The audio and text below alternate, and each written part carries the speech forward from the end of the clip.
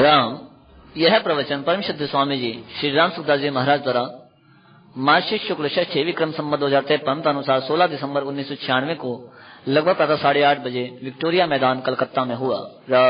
पराकृतनवद्बन्धं परं ब्रह्मणराकृते सौन्दर्य सारगर्वस्मो वन्दे नन्दात्मजं प्रपन्नपारिजाताय पुत्रवेत्रैकपाणये ज्ञानमुद्राय कृष्णाय गीतामृतदुहे नमः।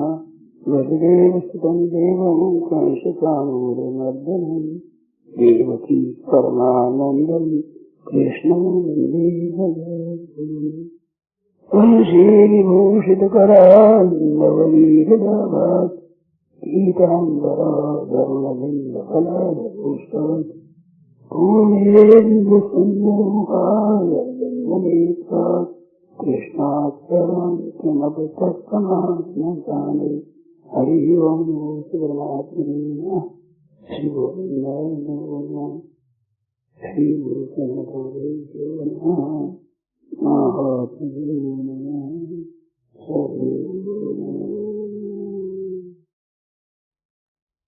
नारायण नारायण नारायण। ये वैदिक संस्कृति है, इसमें अनेक तरह की बातें हैं, परंतु इसका उद्देश्य केवल कल्याण की तरफ है। जीव का कल्याण हो, उसके लिए मनुष्य में दो बात चाहिए, एक तो भगवान की स्मृति, एक जनता की सेवा, प्राणी मात्र की सेवा। क्योंकि इसके सामने दो ही है, एक परमात्मा है, एक संसार है। तो संसार की सेवा करना और परमात्मा का चिंतन करना और अपने जीवन को बड़ा पवित्र निर्मल बनाना, इसके द्वारा क्या हो सकता है? एक मार्मिक बात है। मानव को भगवान ने इस वास्ते रचा है कि ये मेरे को मेरा कह सके। ऐसा कहने वाला और कोई है नहीं, देवताओं में नहीं है और नार की जीवों में भी नहीं है, पशु पक्षी आदि में नहीं है, परीक्षा आदि में क्या होगा? भूत प्रेत पिशाच क्या करेंगे? इससे क्या सिद्ध होता है कि मनुष्य का जीवन पूर्ण शुद्ध होना चाहिए। पूर्ण शुद्ध तब होता है कि ये परमात्मा के लिए भी उपयोगी हो जाए और संसार के जीवों के लिए भी उपयोगी हो जाए और अपने लिए भी उपयोगी हो जाए। तो अपने लिए उपयोग कैसे होता है कि अपने स्वरूप का बोध हो जाए। मैं क्या हूँ, इस तत्व का ज्ञान होने से ये अपने लिए उपयोगी हो जाए। और अपना ही ज्ञान नहीं किया तो अपने लिए उपयोगी नहीं रहे, औरों के लिए क्या उपयोगी हो जाएगा? मानो अपने लिए भी सार्थक हो जाए। मनुष्य जन्म प्राप्त किया है तो अपने स्वरूप का बोध कर ले। और जनता के लिए उपयोगी कब होता है कि सेवा करे, उदार भाव है, भीतर से सबको सुख पहुंचाने का भाव हो। तो उदार भाव से ये प्राणी मात्र के साथ अच्छा बर्ताव करके उनके लिए भी बड़ा आवश्यकता की पूर्ति करने वाला हो जाए। और भगवान के कोई इच्छा न होने पर भाव के भूखे हैं भगवान प्रेम के भूखे हैं।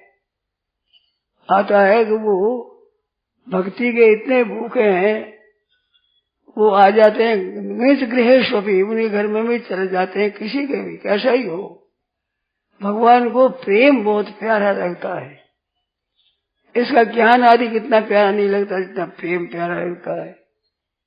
तो भगवान को भी राजी कर ले, भगवान की इच्छा को भी, भगवान की कमी को पूर्ति कर दे। जिसमें कमी कुछ है ही नहीं और भगवान की भी भूख है प्रेम की, तो वो कमी है इसकी पूर्ति कर दे। इसलिए 3 योग बताए। भगवान की इच्छा है उसकी पूर्ति करने के लिए भक्ति योग, प्रेम योग, और अपनी पूर्ति करने के लिए ज्ञान योग और संपूर्ण जीवों की पूर्ति करने के लिए कर्मयोग। योगास्त्रयो मया प्रभुता नृणां श्रेयो विदिशया, भागवत में यही कहा है। तो अपना बोध कर ले मैं क्या हूं। ये बड़ी सीधी बात है, आप लोग ध्यान दें, बहुत सरल बात है। ये शरीर के साथ मैं और मेरापन है, ये ही बंधन है। मैं और मोर तोरते माया जय बस कीने जीवन काया। कबीर साहब कहते हैं कि मैं मेरे की जेवड़ी घर बंधियो संसार, दास कबीरा क्यों बधे जाके राम आधार। तो ये मैं मेरा का बंधन है खास।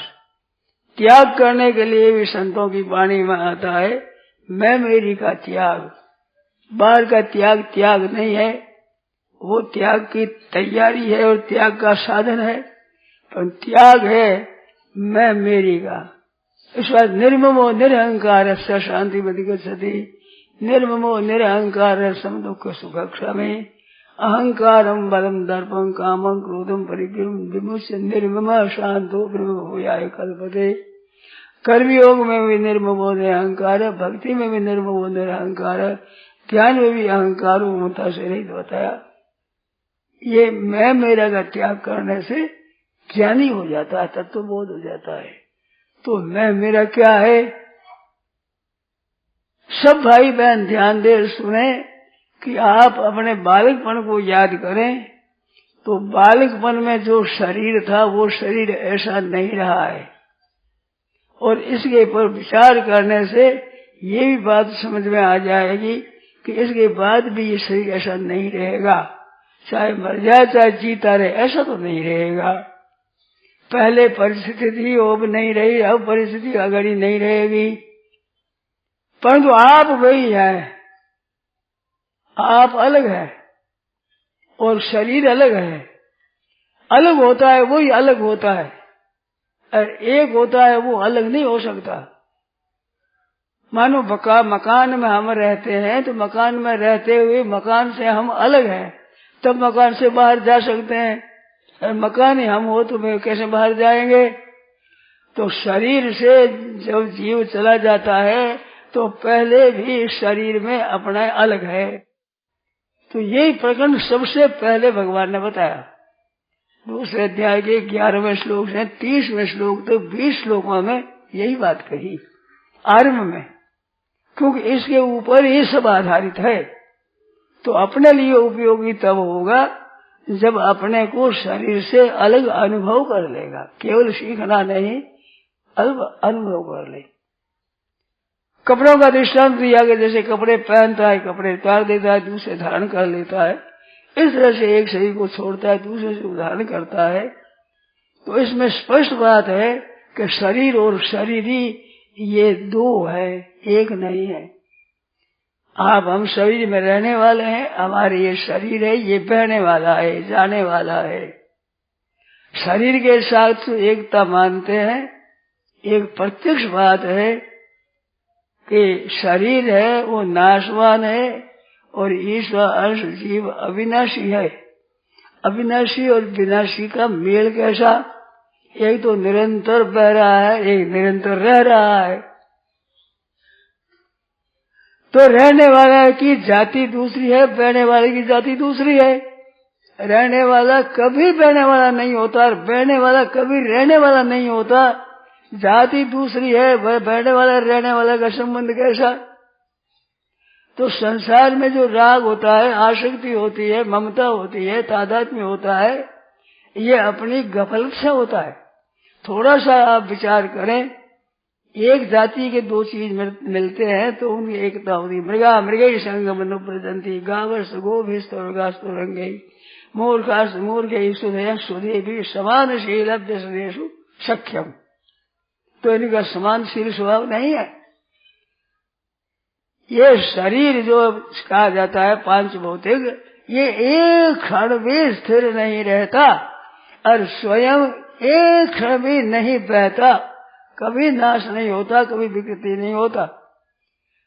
तो अपने आप देखो तो पहले हम खेलते थे तो वो खेल के खिलौना, वो देश और वो समय और वे साथी, वे भाव आज नहीं है। पर आप अपने अभाव का अनुभव नहीं करते हैं। दूसरे के संयोग का वियोग आप करते हो। अपने विचारों का संयोग वियोग है, शरीरों का भी बचपना हुआ, जवानी हुई, वृद्धावस्था संयोग वियोग है, साथियों का भी संयोग वियोग है, पदार्थों का भी संयोग वियोग है, मकानों का भी संयोग वियोग है। परंतु आपका अपने से वियोग कभी हुआ नहीं, कभी है नहीं, कभी होगा नहीं, कभी हो सकता नहीं। तो मैं तो वही हूँ जो बालपन में था। तो आपका अपना स्वरूप अलग, आपके अनुभव की बात है। अनुभव में आदर न देने से ये ठीक जस्ती नहीं बात। इसका आदर दिया जाए, महत्ता दिया जाए, इस पर डट जाए, खूब अच्छी तरह से अनुभव कर ले कि शरीर बदलता है, मैं बदलता नहीं। शरीर बड़ी तेजी से बदलता है। इस हाथ कोई 2 बार नहीं देख सकते हो, इतना तेजी से बदलता है। और वो स्वयं बदलता ही नहीं, कभी बदलेगा ही नहीं, कभी बदल सकता ही नहीं है, जो कुछ में रहता है। ऐसे शरीर से अपने आप का अलग अनुभव कर लेना है, ये ज्ञान योग है। ये ज्ञान योग से अपने लिए उपयोगी होता है, अपने लिए कृत ये ज्ञात भी हो जाता है। जानने लायक जान लिया चीज तो जानना बाकी नहीं रहेगा, ऐसा हो जाता है। संसार के लिए उपयोगी होता है कर्म योग से। मानो कर्म तो किया जाए संसार के लिए, अपना योग हो परमात्मा के साथ। संसार के साथ हम अपना संबंध जोड़ते हैं, ये रहेगा नहीं। ये अभी बताया ही आपको। तो आपका हमारा संबंध साक्षात परमात्मा के साथ है। परमात्मा के हम अंश है और शरीर प्रकृति का अंश है। इस बात से हमारे साथ इसकी विजाति मिलती नहीं है, हम परमात्मा के अंश है। तो जितने जीव है सबके सब परमात्मा के अंश है। ये जीवों की अनेकता का वर्णन गीता में आया है। जरा मरण मोक्षाय माम आश्रित यतन्ति ते ब्रह्म विदु। कृष्ण अध्यात्म, ब्रह्म को जान जाते हैं, और कृष्ण अध्यात्म जीव को कृष्ण वचन दिया। संपूर्ण जीवों को जान जाता है, संपूर्ण जीवों को समझ में आ जाती बात। और ब्रह्म विदु, ब्रह्म को जान जाता है। तो ब्रह्म को जानना और अपने आप को जानना, ये कर्मयोग और ज्ञान योग है। तो ये दोनों का वर्णन है इसमें। भौतिक साधना है और आध्यात्मिक साधना है। भौतिक साधना है, उसे 2 विभाग है, सबकी सेवा करना और कुछ न चाहना।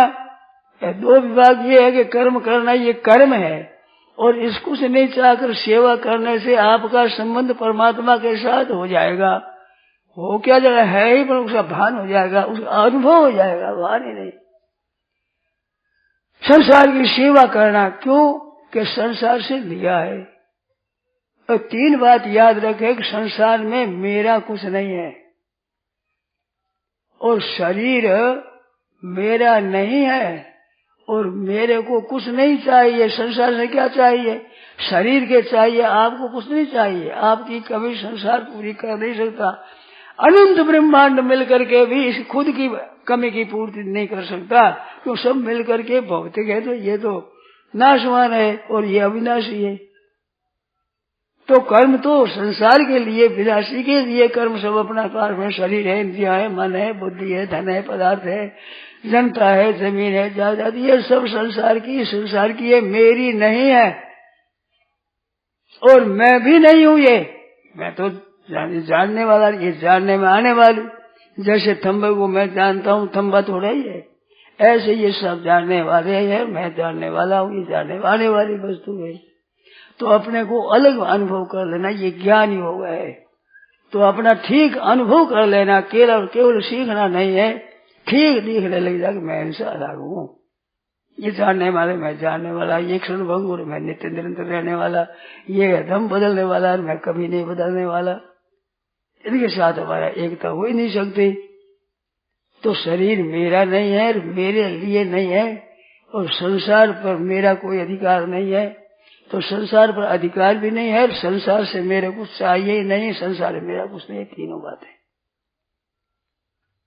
तो शरीर के लिए शरीर संसार एक है, ये बात। तो ये बातें जानने से अपने को जान लेता है। और ये संसार किसी लिए, संसार के लिए है। हमारा अधिकार न होते हुए भी सज्जनों एक विशेष ध्यान देने की बात है कि मेरे पर अधिकार सबका है। कारण कि मैंने इस शरीर को संसार से प्राप्त किया है, अन्न जल वस्त्र आदि संसार से लेकर अपना जिए है, और उन संसार की सहायता से हमारा व्यवहार होता है। तो हमारे पर संसार का ऋण है, और संसार को दे देना है, ये कर्म योग है। उनके लिए काम करना कर्म हुआ संसार के साथ, और हमारा योग संबंध भगवान के साथ हुआ। अभी भी भगवान के साथ संबंध अटल है। भगवान की तरफ से भगवान जीव के साथ संबंध कभी दूर हुआ ही नहीं, कभी होगा भी नहीं, कभी हो सकता ही नहीं। परंतु इसने नाशवान के साथ अपना संबंध जोड़ लिया, जो न होते हुए इस वास्ते अपने भगवान के संबंध को भूल गया।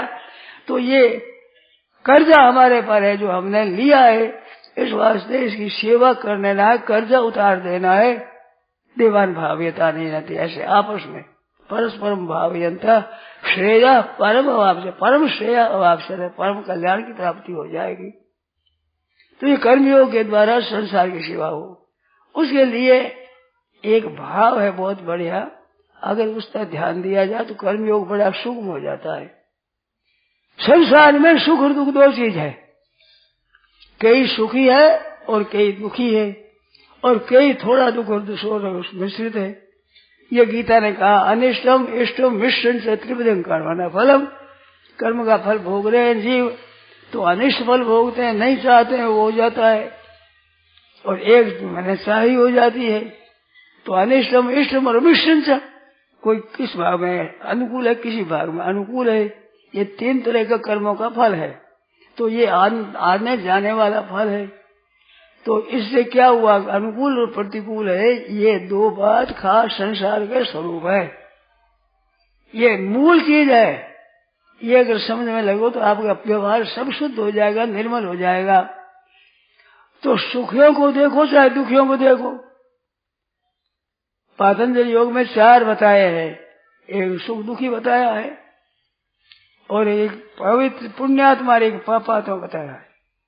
पुण्यात्मा पापात्मा सुखी और दुखी। तो पुण्यात्मा पापात्मा तो है कर्म करने वाले, और सुखी दुखी इनका फल पाने वाले। पुण्य के फल पाने वाले सुखी, पाप का फल पाने वाले दुखी। तो पुण्य विषयाणाम भावना चित्त प्रसादनम, इससे चित्त शांत हो जाता है। सुख दुख पुण्य ये चार हुए। भगवान ने गीता में दो ही कहा, मैत्रा करुण योग से। क्यों मैत्री करुणा मुदिता उपेक्षा नाम भावना प्रदान, मैत्री करुणा मुदिता रपे उपेक्षा दो बताया आगे। तो दो बात में आ जाती है बात। तो ये दो बात अगर धारण कर लें तो कर्मयोग बड़ा शुभ हो जाएगा। भाई अपने स्वार्थ से तो हरेक दुखी होते हैं, पर संतों के लक्षण बताए कि पर दुख दुख सुख सुख देखे पर, दूसरों के सुख से वे सुखी होते हैं और दूसरों के दुख से दुखी होते हैं।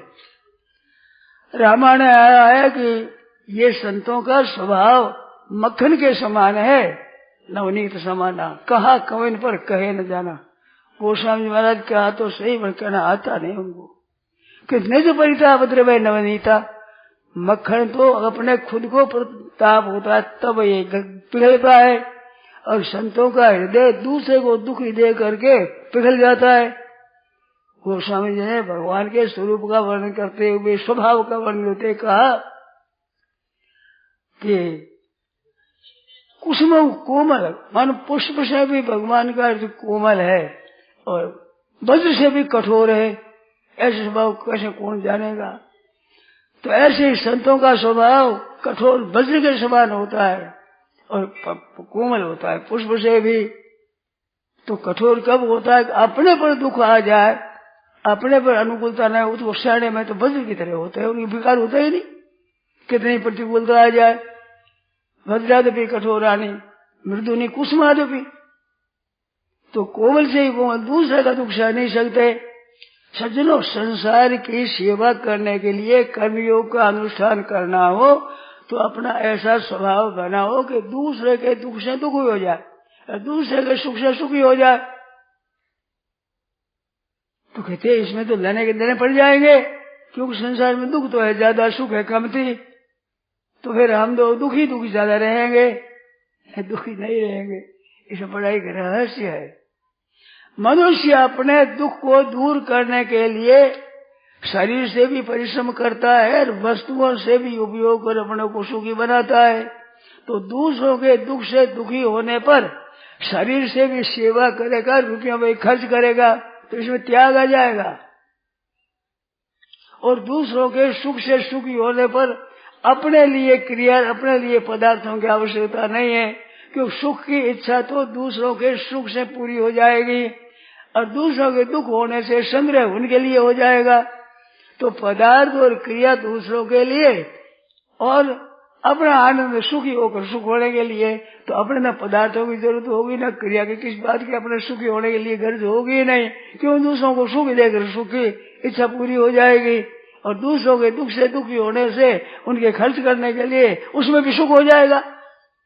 दूसरों के सुख देखने से अपने को सुख होता है, उस सुख की तरफ लोगों का ध्यान नहीं है। अपने सुख से अनुकूलता से सुखी होना ये तो पशुओं में है, पक्षियों में है, कुत्ता है, गधा है, सुअर है, ऐसा सब नीचे के प्राणियों में भी अपने सुखी से सुखी होना तो है ही। तो अपने सुखी से सुखी होना ये मनुष्यों का काम नहीं है। मनुष्य का तो काम है दूसरे के दुख से दुखी हो जाए, दूसरे के सुख से सुखी हो। तो दो चीज है मनुष्य में खास, भोगेश्वरीय प्रसन्नता नाम। ध्यान दे भाई बहन, भोग मानो सुख भोगना और संग्रह करना। तो सुख भोगने की रुचि तो पूरी हो जाएगी दूसरों के सुखी देखने से, और दूसरों के दुखी देखने से संग्रह की इच्छा नहीं रहेगी, दूसरों के हित करेगा। तो संग्रह की इच्छा नहीं रहने से उसके अभाव नहीं होगा। एक मार्मिक बात है, जो दूसरों का अभाव दूर करेगा उसका अभाव दूर जनता करेगी। मैं मेरे सुख के लिए चेष्टा करूं एक तो, और एक दूसरों को सुखी बनाने की चेष्टा करूं, तो दूसरों को सुखी बनाने की चेष्टा करने से दूसरे भी मेरे को सुखी बनाने की चेष्टा करेंगे। तो मैं अकेला अपने सुख की इच्छा करूं तो सुख ज्यादा मिलेगा, दूसरे जन मेरे सुख की चेष्टा इच्छा करेंगे तो ज्यादा मिलेगा। ये ख्याल नहीं आता है। बात ऐसी पक्की बरोबर ऐसी बात है। मेरे तो इस बात का इतना असर पड़ता है मन पर कि मनुष्य के धन की इच्छा रहती है, धन मिलता नहीं, और पूरे प्रारब्ध में भी धन नहीं है, परंतु दूसरों के दुख दूर करने के लिए अपना जो खर्च करता है तो उसके धन की कमी नहीं रहती, ज्यादा आता है। मनुष्य के पहले सुख की इच्छा होती है, फिर पदार्थ मिलता है, और दूसरों के हित करने की भीतर तत्परता रहने से, उत्साह रहने से अपने पदार्थ पहले मिलते हैं, आवश्यकता पीछे दिखती है। जैसे बच्चा जन्म लेता है तो उसकी आवश्यकता दूध की है, दूध पहले तैयार होता है। इसी तरह से त्याग करने पर उसके सुख सामग्री पहले आती है, पीछे सुख की आवश्यकता और पूर्ति करता है। तो दूसरों का हित करने वाला दुखी नहीं होगा। अरे सदावर्त बांटने वाला क्या भूखा रहेगा? कोई जनता है उसको सबको भोजन देता है तो क्या भूखा रहेगा वो? अरे भूखा रहने में भी तृप्ति होती है। एक बात ये ध्यान देने की है, जैसे ये मिठाई बनाने वाले होते हैं ना, कंदोई, उनके बेचारे आपने देखा होगा वे पहले ही भोजन कर लेते हैं, अच्छा घी लेकर ठीक तरह भोजन कर लेते हैं, पीछे रसोई बनाते हैं, और रसोई बनाते बनाते पीछे भोजन करेंगे तो उतना भोजन कर नहीं सकेंगे।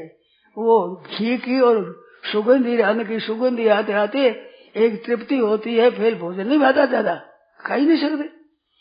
तो दूसरों के लिए तृप्ति करने से अपनी तृप्ति स्वतः होती है, स्वाभाविक, उनको भूख नहीं लगती है। एक तो भगवान में लग जा रही उपकार में, दो ही तो बात बताई है मनुष्यों के लिए, दूसरों का हित करना और भगवान को याद करना। कल बात बताई थी ना, परीक्षित ने कहा कि महाराज जल भी नहीं पीता हूँ फिर भी मेरे को भूख और तृष्णा नहीं सताती, क्योंकि आपके मुख से ये अमृत कथा सुन रहा हूँ, कानों के दोनों द्वारा पी रहा हूँ, तो भगवान में मन लग जाए। ये नींद, भूख और प्यास, दरियाव जी महाराज की वाणी में आता है कि भजन में मन लग जाने पर नींद, भूख और प्यास ये मिट जाते हैं, पूर्ति हो जाती है। नींद से जो थकान दूर होती है, भगवान में मन तल्लीन हो जाने से वो बड़ी पूर्ति होती है, उसको नींद जाते आती ही नहीं, वो विश्राम हो जाता है। इस बार गोस्वामी ने कहा पायो परम विश्राम, राम सवना ही कहूँ। विश्राम से आदमी थकावट दूर होती है, पर भगवान में मन लग जाने थकावट पैदा ही नहीं होती, परम विश्राम मिलता है। इस वास्ते अपनी कमी रहेगी नहीं, अपनी कमी रहती है अपने स्वार्थ करने से, अपने स्वार्थ में लगे होगी, पूर्ति कभी हुई नहीं, होगी नहीं, हो सकती ही नहीं। 14 से 20 से 50 भजे सो तो हो जाए, हजारों तो लाख बगेगी। अपने लिए तो घाटा ही घाटा बढ़ता है, व्यय माता है, धन बढ़ता है घाटा, और दूसरों की सेवा करने से अपने घाटा होता ही नहीं। निर्वाह के लिए तो भगवान की तरफ से प्रबंध है, संग्रह के लिए प्रबंध नहीं है भगवान की तरफ से, तो वो तो मिलेगी अपने में, कहीं जाओ वो तो मिलेगा। तो अपने लिए करने वाला ही दरिद्री रहता है। कोबा दरिद्रो ही विशाल तृष्णा, जिसकी तृष्णा विशाल है वो ही दरिद्री है। श्रीमांस को यश समस्त दोषा, जिस समतरे से संतोष है वो महाराज धनवान है। संतोष तुल्यम धनरस्ति नान्यत, सर्पा पिबन्ति पवनम न दुर्बलास्ते, शुष्कै तृणैः वनगजा मलिनो भवन्ति, कंदे फले मुनिवरा गमयन्ति कालम, संतोष एव पुरुषस्य परम निधानम। महान खजाना है ये, निधि है, सिद्धि और निधि कहते खजाना है, परम निधान है। तो संतोष आज रज धन गज धन बाज धन और रतन धन खान, जब आवे संतोष धन वो सब धन धूल समान। अपने धन से नहीं होता है, दूसरे की सेवा से संतोष होता है। आप करके देख लो, दूसरों की सेवा करने से बड़ा संतोष होता है मन में। अरे भाई मैं तो कहता हूँ कहा है, मैंने फिर कह देता हूँ, कोई आदमी मार्ग पूछे शांति से, ठीक है ऐसा मार्ग है, ऐसा ऐसा ठीक बता दो, आपको शांति आनंद लेना लगेगा, संतोष होगा। तो दूसरे का दुख, दूसरी भूख दूर करने से अपनी भूख मिटती है, अपने जो शांति मिलती है वो अपने धन से नहीं मिटती है। ये किसी को रस आ जाता है तो धन संग्रह नहीं कर सकता, बिल्कुल रस है। तो सेवा करना और भगवान को याद करना, तो भोग ऐसे बन जा सकते। संग्रह करने मेरे भोगों में जब उनकी बुद्धि स्थिर नहीं होती, एक निश्चय नहीं होता, भगवान का भजन होता नहीं। तो ये दूसरों की सेवा करने में लग जाए, उपकार करने में लग जाए, तो उनको शांति होती है। तो वो कब करता है कि दूसरों के दुख से दुखी होता है, तो अपने दुख दूर करने के लिए खर्च करता है, तो अपने दुख दूर करने के लिए तो खर्च करता है, दूसरों को सुख पहुंचाना। विदेश की एक बात सुनी कि वहाँ एक सभापति था, सभा होने वाली सभा में थोड़ी सी देर हो गई। वे नियम में बड़े पक्के होते हैं, वो अपने को शिक्षा लेनी चाहिए उनसे, टाइम पर सब काम कर ले ठीक तरह से। तो थोड़ी सी देरी हो गई, तो वो आए तो सबसे क्षमा मांगी। थे वो सभापति, कहा कि मेरे आने में देरी हो गई। क्यों हो गई देरी? कि एक नाली थी ऐसी पानी के बहने की, पक्की बनाई हुई, उस नाली में सूअर का बच्चा गिर गया, वो उल्टा पड़ गया, ऊपर शायद ऊपर पैर हो गए, नीचे मस्तक हो गया, तो उसी नाक में पानी चल गया, मर जाता। तो उसको देखा तो मैं उसे निकालने में लग गया। अब समय तो पूरा लेकर चला था, उसको निकालने में समय लग गया, वो मेरे को देरी हो गई, आप लोग क्षमा करेंगे। तो लोगों ने कहा कि अपनी सभा तो सेवा के लिए तो है कि भाई हम इकट्ठे होकर संसार की सेवा करें, और आपकी सेवा में ही मन लगा तो जो सभा में विचार करते हैं वही तो आपने आचरण किया, तो इसमें क्षमा की क्या बात है? आपने जीव को शांति दी, सुख पहुंचाया। तो वो बोले कि मैं दूसरों को सुख नहीं पहुंचाया है, अगर मैं वैसा छोड़कर आ जाता तो मेरे हलचल बड़ी रहती, उसको मैं शांत कर नहीं सकता था। तो उस हलचल, अपनी हलचल मिटाने के लिए मैं तो बच्चे को बाहर निकाला। इसमें उपकार क्या किया? मैंने उपकार क्या किया? मैंने तो मेरा मतलब किया कि मेरा चित्त में अशांति हो जाएगी। तो दूसरे की अशांति से जो अशांति होता है उसके द्वारा सेवा आपसे आप होती है। पदार्थों का त्याग भी होता है, परिश्रम भी दूसरों सेवा के लिए होता है, और उसमें बड़ा आनंद रहता है। ऐसे मैंने कई सज्जनों की बातें सुनी है। यहाँ कलकत्ते में लच्छीराम जी मोरोदिया थे, उनकी कई बातें मैंने सुनी है, शेर जी की मुझे सुनी है, शेर जी के सत्संगी थे। और ये गीता प्रेस है ना, ये गीता प्रेस की जमीन खरीदी गई तो मोरोदिया ने ही साई दी थी इसकी, उस पर ये गीता प्रेस है। लच्छीराम जी मोरोदिया नाम था, लोग जानते होंगे पुराने, मैंने तो सुना है शेर जी से और सज्जनों से। स्वभाव था इनका। महाराज बच्चा होने वाला था, वो कष्ट में थी स्त्री, तो माँ ने कहा बेटा जाओ कोई डॉक्टर ने बुलाओ, तेरी स्त्री कष्ट में है। तो उस समय में आ गया कि मुठिया पुरुष में वहाँ एक मुर्दा पड़ा है, वो ये दूसरे उठाएंगे तो अपने उठाना उसको, तो वे उधर चले गए, तो उधर चले गए, नहीं कष्ट में गई है कि ये जो इनको उठाने वाले कई मिल जाएंगे, उनको कौन उठाएगा, और छोड़कर वहां चले गए। एक आदमी को देखा रिक्शा वाला, वो कहता है पैसा लाओ जाए, क्या क्या बात है, क्या बात है, कैसा, मैं तो इतना ही दूंगा, तो मैं इतना लूंगा, अच्छा लाओ, उसे पैसा ले लिया, पास में ले उसको दे दिया सदी। एक माल गोदाम था जिसमें कबूतर घूम रहा था, तो कबूतर घूम रहा, निकले कहाँ, बेचारा सब बंद था, बड़ी दीख था जाली से, पर निकलने का जगह नहीं। पता लगाया कि इस माल किसका है, तो एक अंग्रेज का था, तो पता लगा, अंग्रेज के पास में गए, वहां से चाबी लेकर उसकर कबूतर को निकाला। ऐसी कई घटनाएं हैं उनकी। पास में चीज देते देते गरीब मिल गया तो धोती उतार कर दे दी, लंबा चौड़ा पहनने के लिए था, घरे जाकर धोती मांगी, ऐसी वो देते देते थे। इस तरह से कई कहानियां उनकी आती है ऐसी। लच्छीराम जी मोरोदिया नाम था, मोरोदिया जाती थी। तो उपकार करने वालों को सुख होता है, उसमें आपको बड़ा उपकार हो, कहते हैं सुबह में आनंद होता है। अगर दूसरे को दुखी देख करके अपनी शक्ति रहते हुए दुख दूर न करो, और नहीं तो दुख न शक्ति रहने पर भी मन में हलचल होती है, तो अपने को सेवा करने से संतोष होता है। सज्जनों, वो अपने खाने से नहीं होता, जो भूखों को हिलाने से जो सुख होता है दूसरों को नहीं होता है। घर में जो माता बहना है वे बूढ़ी बड़ी मेरा सबको भोजन करा कर बाकी बचे को भोजन करती है, तो भोजन कराने में उनको आनंद आता है, वो आनंद अपने भोजन करने में नहीं आता है। भोजन बढ़िया की बात भी एक कही थी, जो कराने वाले को ज्यादा आनंद है वो भोजन बढ़िया होता है। तो ये उपकार की बात आपने अनुभव करके देखी नहीं है, अगर देख लो तो आपसे छूटेगा नहीं फिर।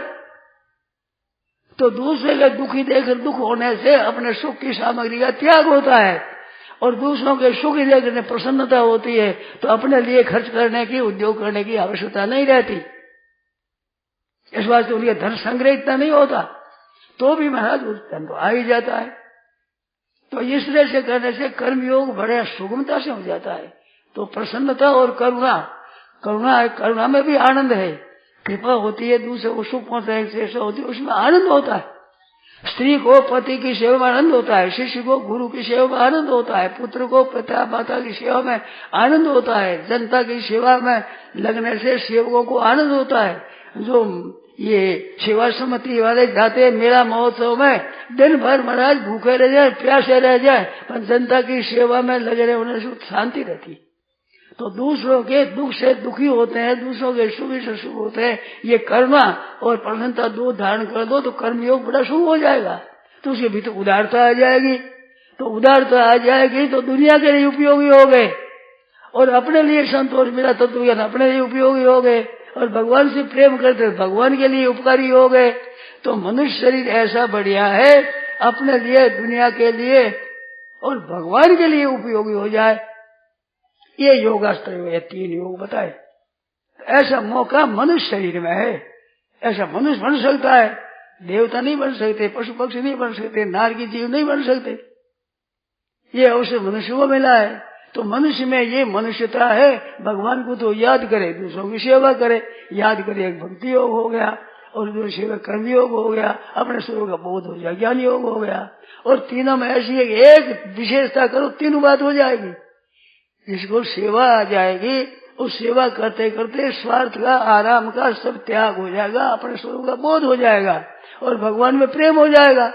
अरे भाई, संसार में आसक्ति होने से ही तो भगवान का प्रेम अटका हुआ है। कबीर मनवा एक है भावे जहाँ लगाए, भावे हरि की भक्ति कर, भावे विषय कमाए। तो विषय भोगों में संग्रह में लगा हुआ क्या उपकार करेगा? शरीर का तो विषय भोग नाश करेगा, धन का भोग करके नाश करेगा, नाश ही नाश करेगा, अपना उद्धार कैसे करेगा? जो दूसरों का उपकार करता है उसके द्वारा दुनिया का हित होता है, अपना बोध हो जाता है, जड़ता के त्याग से अपना चेतनता का बोध हो जाता है। और भगवान का भजन करने से भगवान कर्म योग देते हैं, भगवान ही ज्ञान योग देते हैं। ददामि बुद्धि योग हम तम ये माम अभियांति बुद्धि योग देते हैं। और तेषाम शत्रुयुक्ता नाम भजता तेषाम नित्याभियुक्ता नाम योगक्षेम तेषाम 10-11 श्लोक दर्शन त्यागा तेषाम अनुकंपार्थम अहम, उनके ऊपर कृपा करके अज्ञान आत्म भावस्तु ज्ञान दी भाषुता ज्ञान दीपे न अज्ञान तमा नाशयामि। अज्ञान से उत्पन्न हो रहे अंधकार को नाश कर ज्ञान योग देता हूँ। बुरे नहीं हमारे बुद्धि होगा, दादा में बुद्धि होगा तो कर्म योग ज्ञान योग भगवान दे देते हैं उनको। एक भक्ति करने से सब काम हो जाता है। भक्ति तो वो करता ही है, और कर्म योग और भक्ति योग भगवान दे देते हैं, कमी नहीं रहती। ऐसे कर्मयोग में तत्परता करता है तो उस कर्मयोग की सांख्य योग की एक फल होता है, एक मप्यास ऐसा में उभयोर बिंदते फलम। तो ज्ञान योग से बोध होता है, कर्म योग से भी बोध होता है। ये 5वें अध्याय के 4-5 में कहा है। तो एक के धारण करने तीनों हो जाते हैं, तीनों का ख्याल रहेगा तो बड़ी अच्छी बात है, तीनों ठीक हो जाते हैं। तो ये 3 योग बताया जिसे मनुष्य अपने लिए ज्ञान योग से, दूसरों के लिए कर्म योग से, भगवान के लिए भक्ति योग से सिद्ध हो जाता है, उनके लिए उपयोगी हो जाता है, सबके लिए। अब वो अपने स्वार्थ और अपने संग्रह के लिए ही लग गया। अरे मनुष्य है तू करता क्या है भाई? मनुष्य यही तनु कर विषय न भाई, ये संग्रह करने के भोग करने के लिए नहीं है। आपकी रुचि न रहने पर संग्रह हो जाएगा और सुख आपको मिलेगा। भोगों से मिलने वाले अपेक्षा त्याग से मिलने वाला सुख बड़ा तेज होता है। भोगी तो अपने भी पूरा भोग नहीं सकता, शक्ति नष्ट होती है, और त्यागी के पास चीजें आती हो अपने भोग से त्याग होने से जो भोग से सुख आता है उसकी अपेक्षा त्याग से सुख अधिक होता है। भोग का सुख भी त्याग से ही होता है। समझता है वो कि ये भोग होने सुख हुआ, नहीं त्याग से सुख हुआ। जैसे आप कल्पना करो, ध्यान दें, हमारे मन में हो जाए कि हमारे घड़ी चाहिए, ऐसी घड़ी की चाह ना हुई तो घड़ी की चाह ना हुई, घड़ी है नहीं, मिलती है नहीं, क्या करें? पैसा हमारे पास नहीं, अब घड़ी कैसे लेंगे? मत में लगी घड़ी मिले तो घड़ी याद आती है, हरदम से घड़ी घड़ी। तो घड़ी चाहिए, क्या हुआ? घड़ी मन में बस गई, उसका चिंतन होता है, बस गई। जब घड़ी मिलती है तो भीतर से निकल जाती है तो सुख होता है।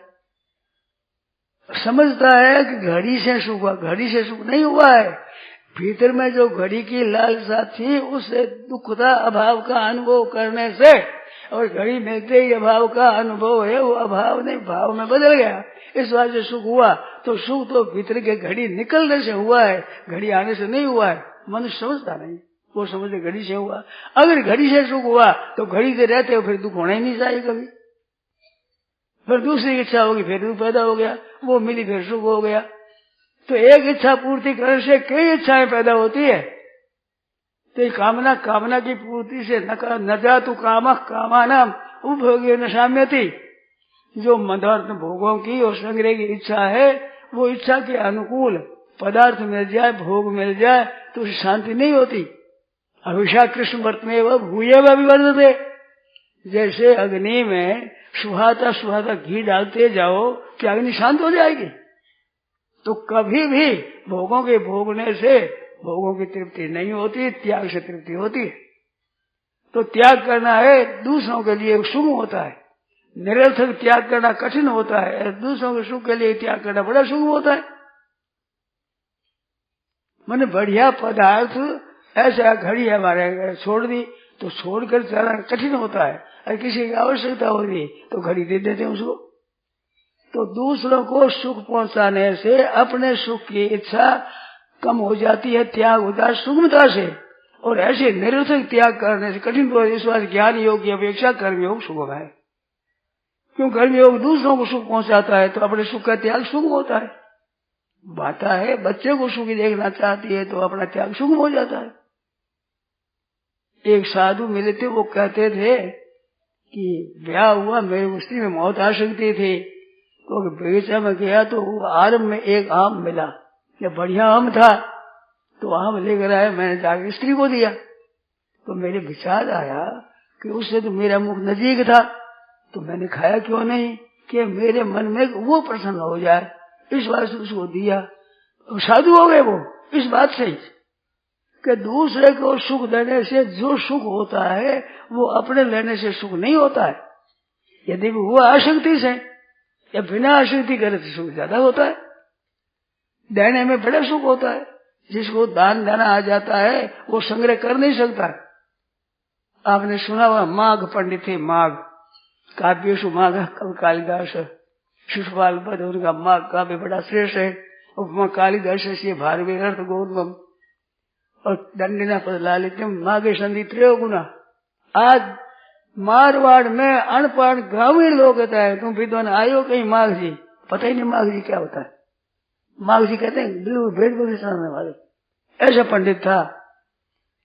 तो आज उन्हें वो स्त्री ने पूछा कि आज रोटी में क्या बना, साग तो कुछ है ही नहीं अपने घर में। तो उन्होंने इमली की तरफ देखा तो उसने देख लिया, केवल स्त्री इमली पत्ते ला करके उसे साग बनाया। तो इमली का पत्ता कठोर बहुत होता है, बहुत देरी है सीजता नहीं जल्दी। तो साग बनाया, खट्टा खट्टा साग तो क्या ठीक तरह से। तो ऐसी दशा थी, साग नहीं था घर में, रोटी नहीं थी। एक सज्जन ने जाकर राजा से कहा कि आप राज्य करते हो, आपके राज्य में इतना विद्वान है जिसके पास रोटी नहीं है पूरी खाने के लिए, ऐसे विद्वान है। तो राजा को पता लगा। राजा ने बड़े उदार है, उसे पापा ने आदर से बुलाए, सेवा करी, धन दिया और बाहर निकले। मांगने वाले मिल गए, देते देते जैसे घर से गए वैसे पहुंचे परसों उसने।